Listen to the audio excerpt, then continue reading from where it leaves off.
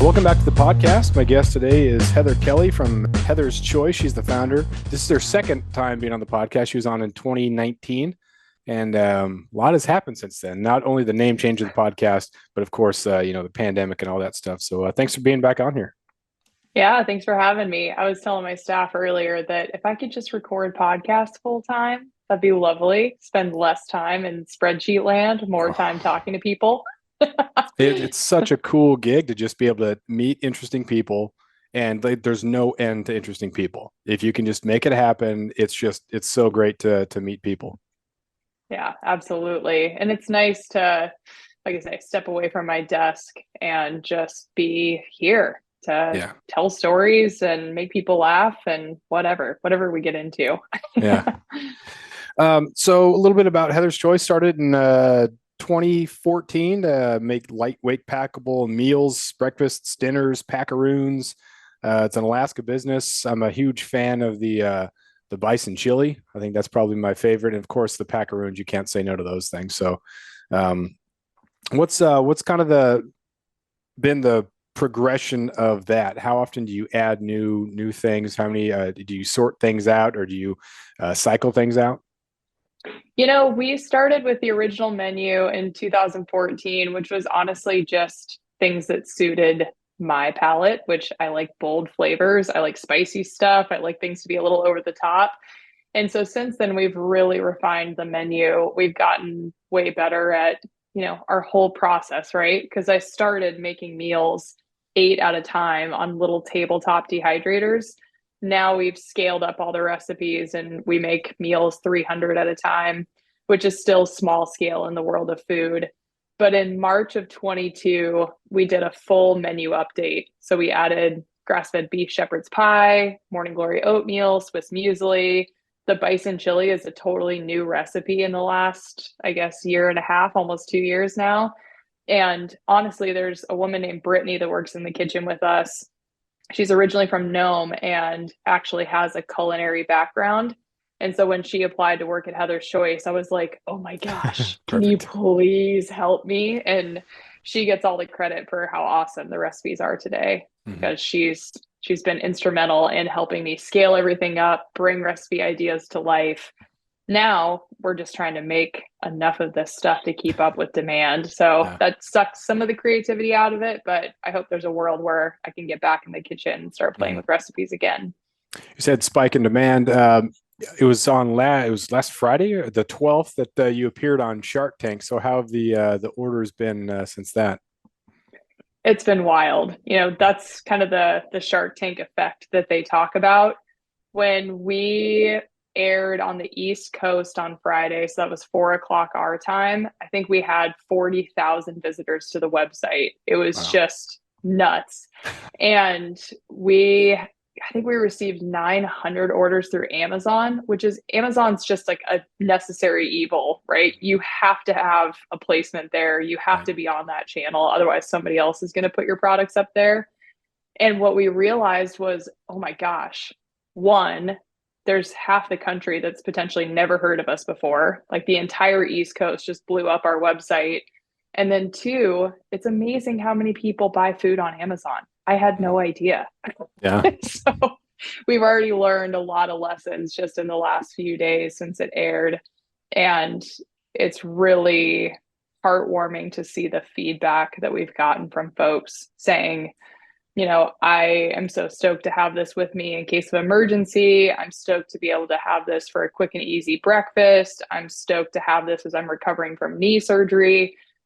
Stuff that wasn't the original intended use for the product, but that's been probably the thing I've been grappling with the most in the last year is accepting the fact that Heather's Choice isn't just for my dirtbag pack rafting friends anymore. Yeah. Yeah. Yeah. I don't know why anybody would ever go to a grocer's freezer and pick up like a Hungry Man dinner. You can get much better quality stuff from, the outdoor section of stores, or, like you said, necessary evil, go on Amazon and buy some good stuff.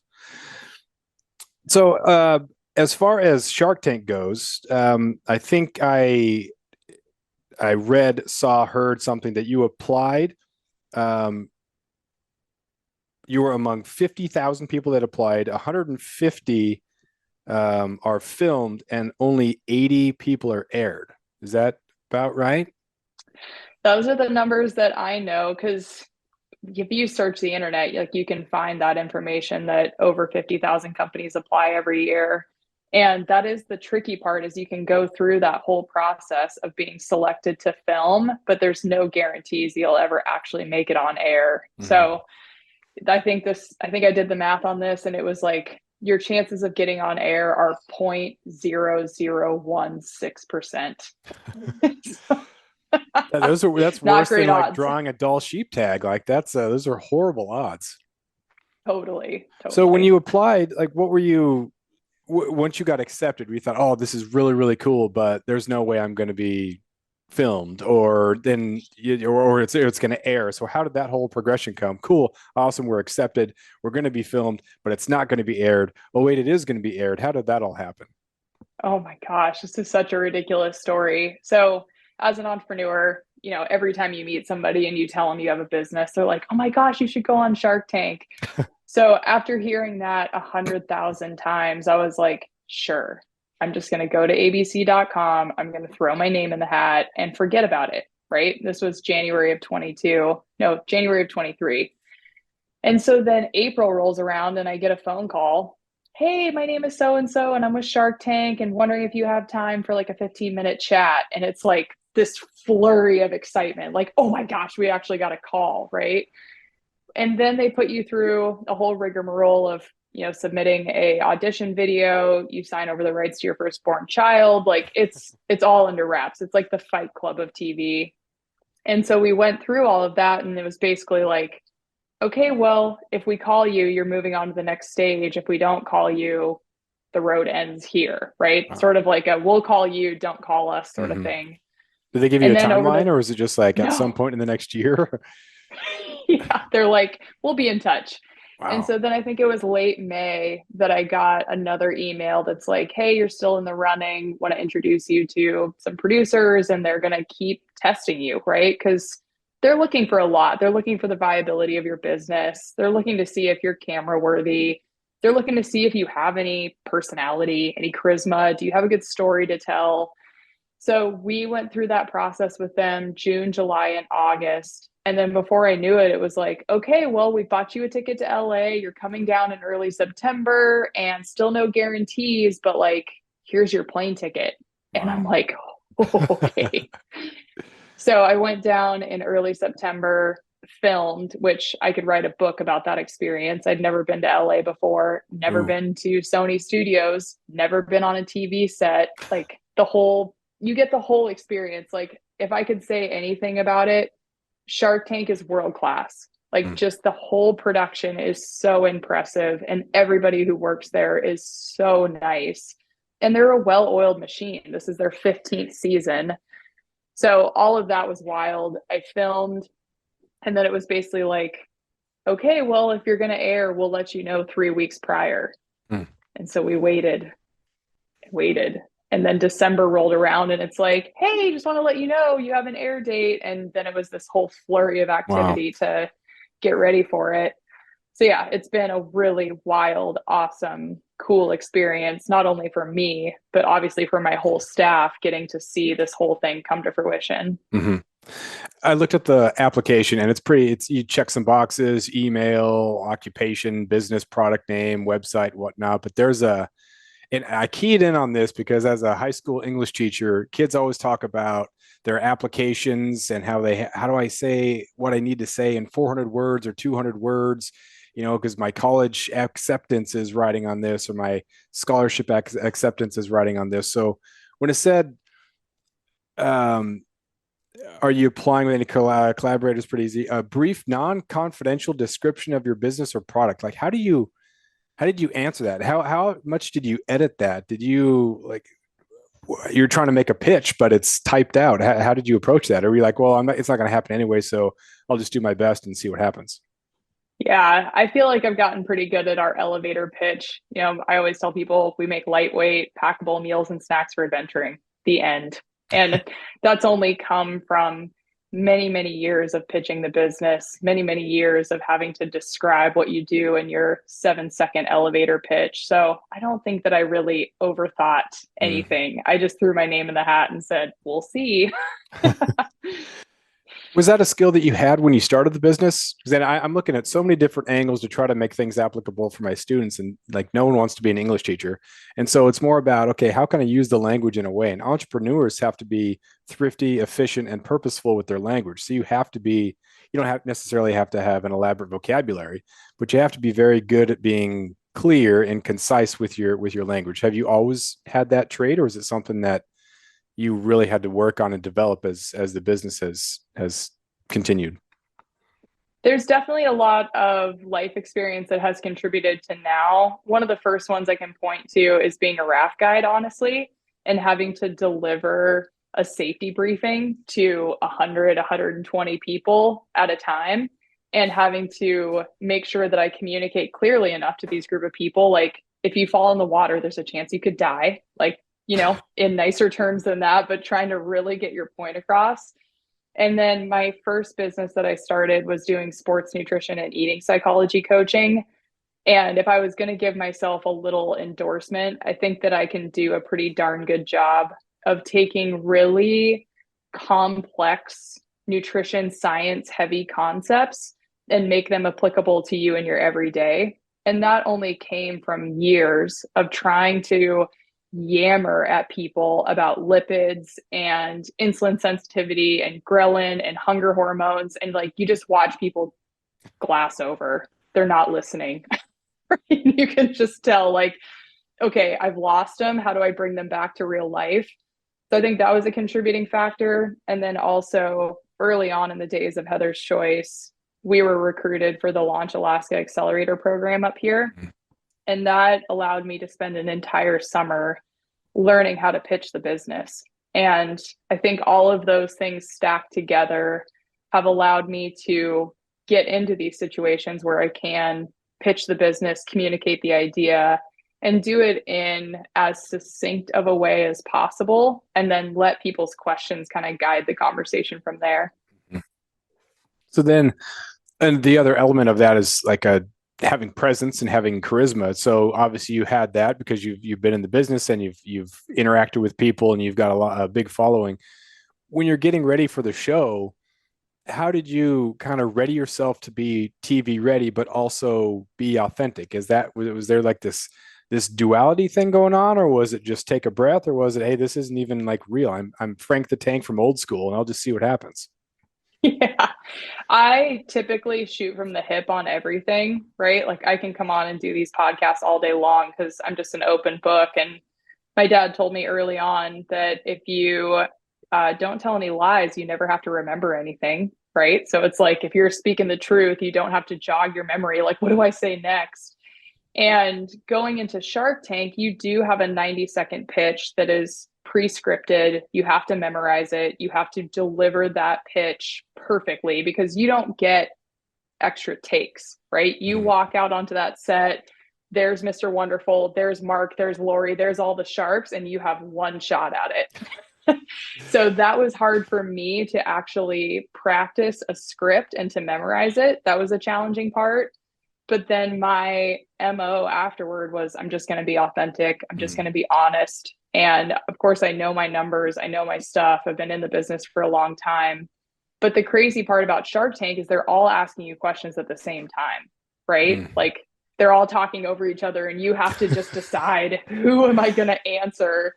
And that part is really intimidating. But again, it's television. They're trying to create some drama. So you're just, and trying to anticipate it as best you can, but they are there to throw you off your game Mm. and to create some suspense. Did you have a chance to meet him beforehand, or was it like you meet everybody else and then until you walk down the hallway, that's the first time? No, that was it. There's one piece of the puzzle where they've done your hair and makeup, they've put your microphone on, you're standing at the end of the hallway, and they let you practice once. Like, Mm. okay, I need you to walk down this hallway and hit your mark, and then you're going to stand here and wait for us to adjust the lighting, and then we're going to say go. But I could walk down the hallway and like see mark and I could see Kevin, but I never got to meet them. Hmm. So it is very intimidating. I was shaking like a leaf at the end of that hallway. What would you do to get amped up? Are you just like calm, take care of it? Were you like thinking about throwing up? Like what's in your mindset beforehand? You know, people talk a lot about having the positive mindset and just being really, really confident. And other people say, you know, just clear your head. What were you like in the minutes leading up to walking down the hallway? I was pretty calm because I've done a lot of public speaking. This is ridiculous, but a year prior, I had done my first bodybuilding competition where you literally walk out onto a stage wearing a little sparkly bikini.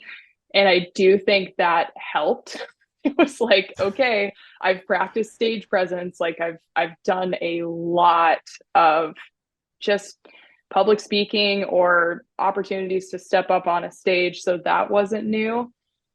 But honestly, I was just so beat up from the last year of fundraising and so tired and exhausted that it was like, I can't really overthink this. Whatever Mm, happens, happens. I'm just going to go out there and do my best. So it's also a crazy dynamic because they film 8 companies a day. We were number 7 of 8. So it was the end of the day, right? Like 4 or 5 o'clock that I'm like, all right, here we go.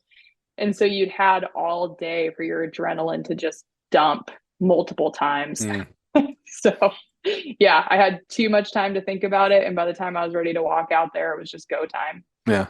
How was the sleep beforehand? Were you just planning what you would say? Were you planning the speech or the pitch over and over in your head? Were you pacing, sleeping, too much caffeine, not enough? No, I slept really well, just knowing, similar to when I raced crew in college, there's an element of the training's already been done. Whatever you've done to train is now in the books.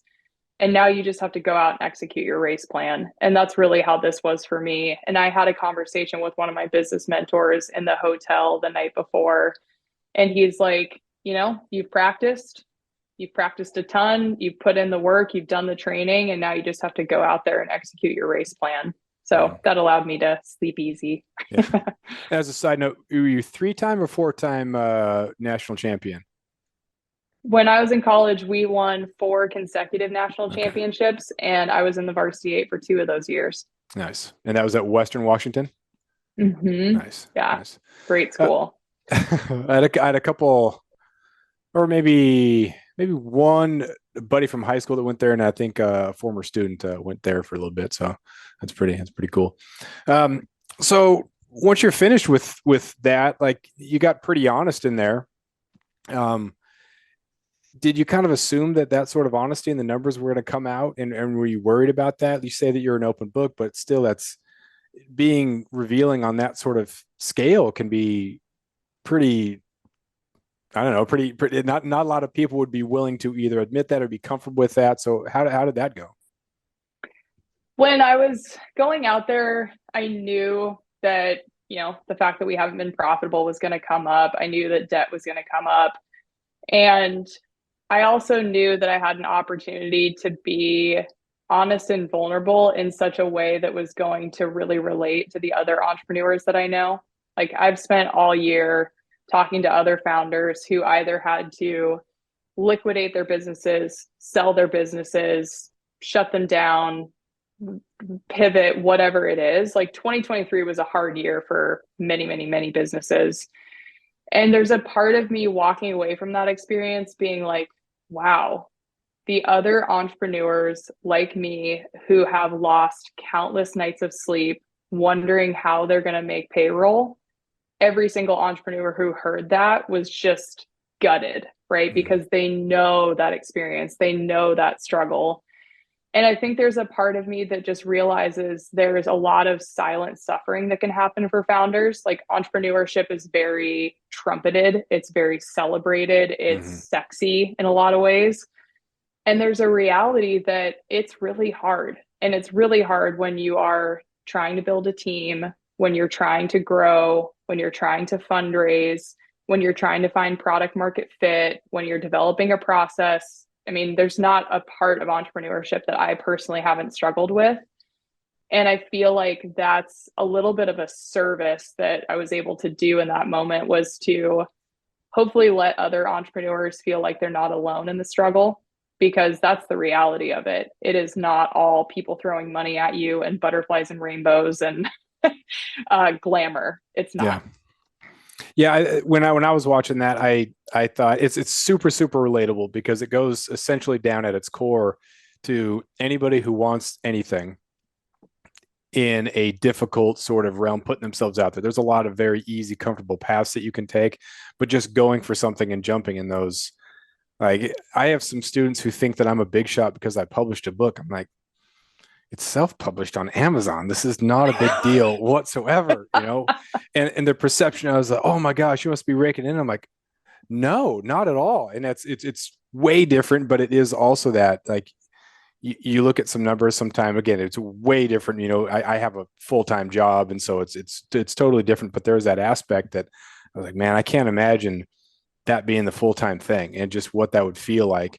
But then you get inspired by people who do that. We hear so many stories, like you said, with entrepreneurs who make it and they just believed in everything and they burnt the ships and they, you know, no plan B and it worked out great. But how many people are they're in the process of making that happen? You know, people talk about an overnight success takes 10 years and all these things. They struggle to get to that point.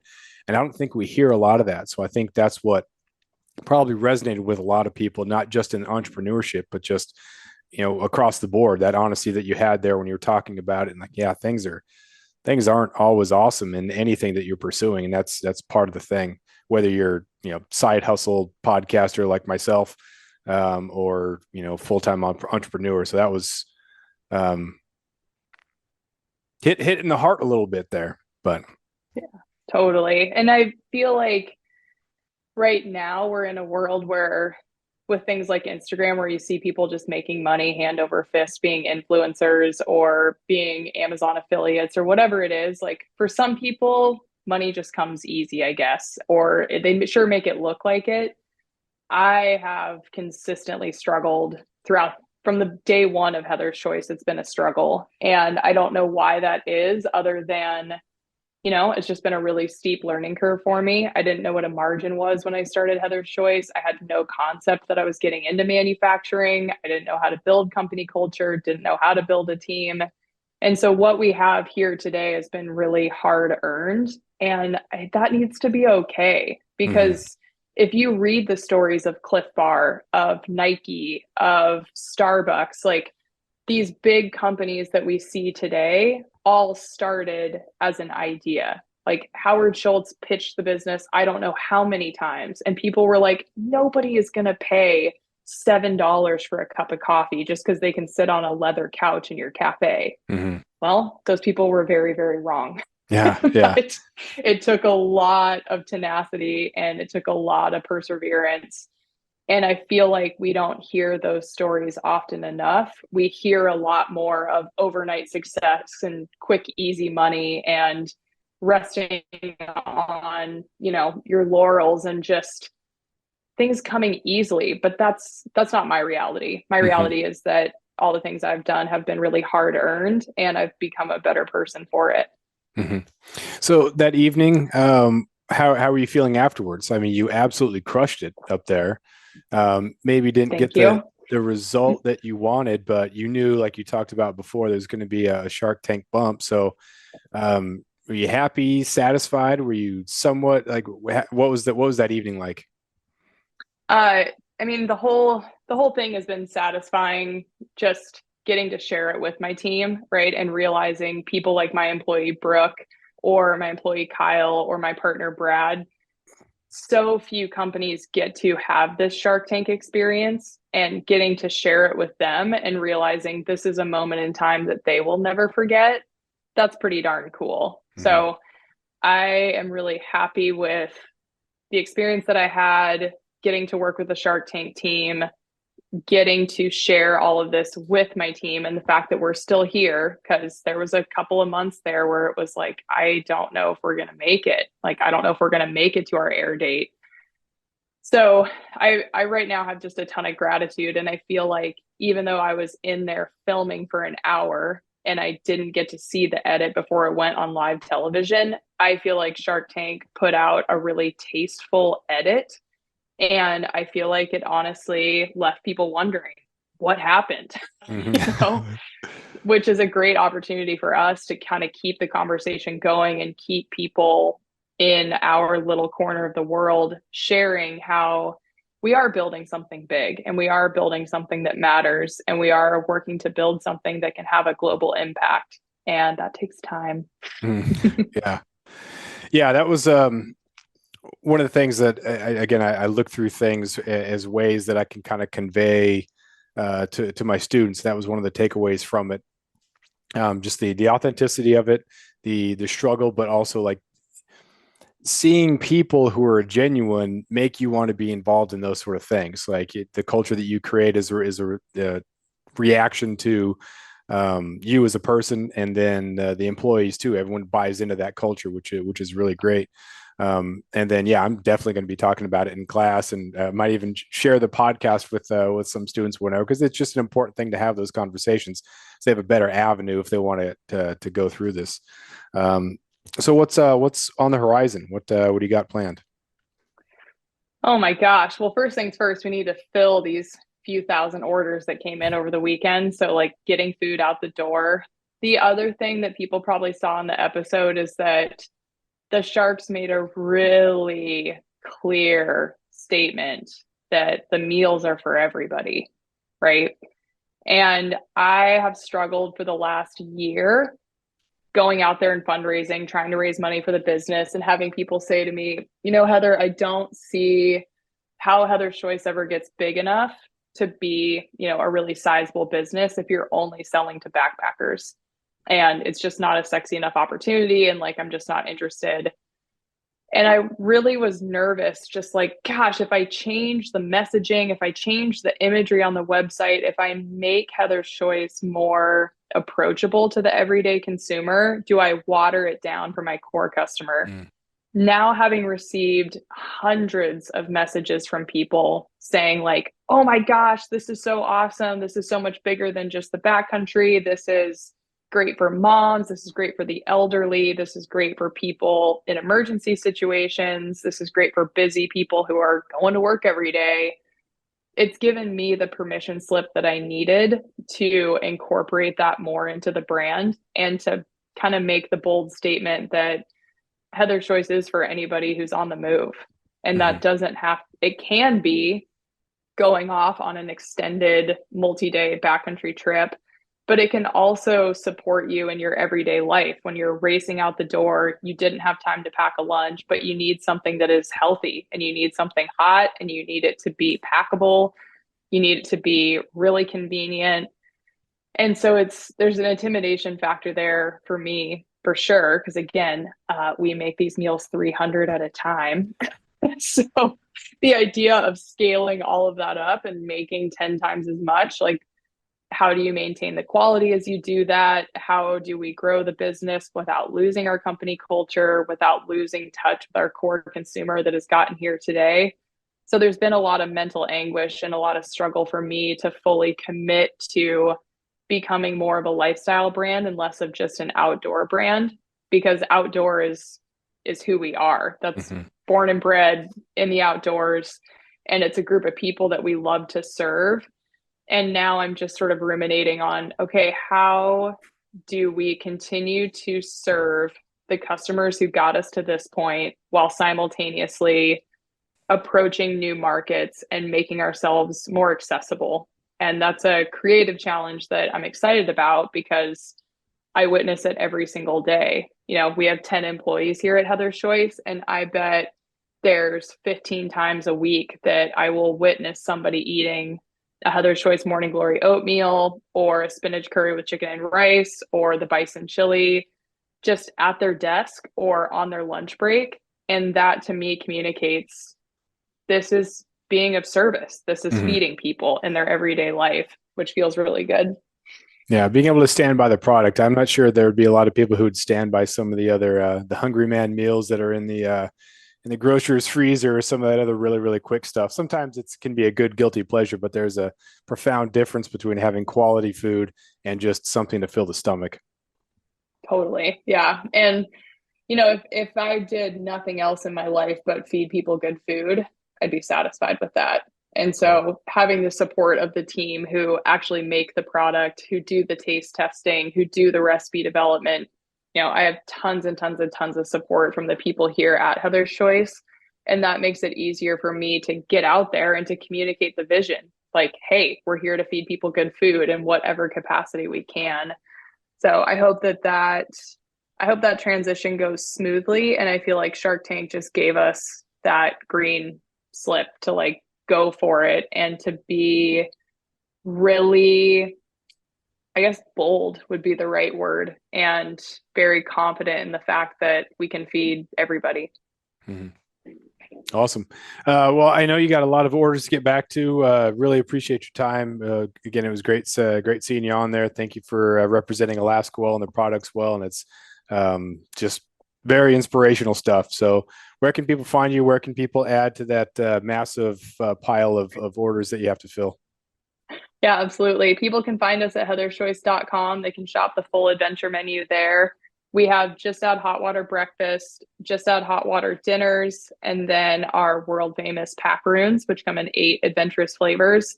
They can also find us on Amazon. We are in REI across the country, Sportsman's Warehouse, Shields.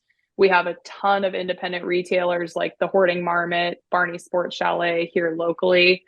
And yeah, I encourage people to come find us on Instagram where we try to give people some behind the scenes. Because again, we have myself, Brad, Brooke, Abby, Quinn, Brittany, Kyle, Austin, Amy, Aaron, Taylor. We have a whole grip of people showing up here every single day to kind of bring this vision to life. And if there was anything I could do in the next year, it would be to really highlight the people that have stood beside me over the last 12 months because it's been a struggle and they're all still here. Well, if people believe in leaders, and if you're a good leader, people want to follow. So that's a reflection of you. Yeah, try to take care of people because again, not only does everybody need to be well fed, everybody needs a community, right? Right. So I'm Exactly. grateful that we have that here. Right. Well, thanks again for your time. Really appreciate it, and we'll be in touch. All right, thank you.